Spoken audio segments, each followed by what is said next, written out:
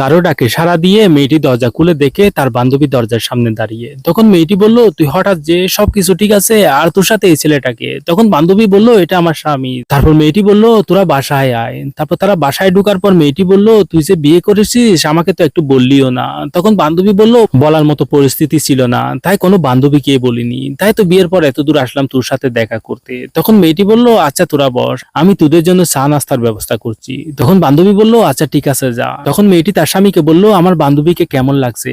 তখন স্বামী বলল, দেখতে তো লাগছে অনেক ভালো একটা মেয়ে। তখন মেয়েটি তার স্বামীকে গিয়ে বলল, বাসায় মেহমান এসেছে, বাড়িতে তো কিছু নাই, তুমি যেভাবে পারো গিয়ে নাস্তা পানি নিয়ে এসো।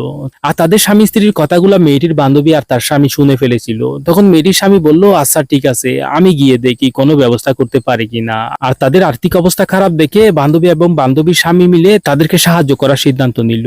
তখন মেয়েটি গিয়ে তার বান্ধবীকে বলল, তোর মায়ের কাছ থেকে আমি কিছু টাকা ধার নিয়েছিলাম, সেই টাকাগুলা তোর মায়ের অনুপস্থিতিতে মেয়ে হিসেবে তুই গ্রহণ করবি।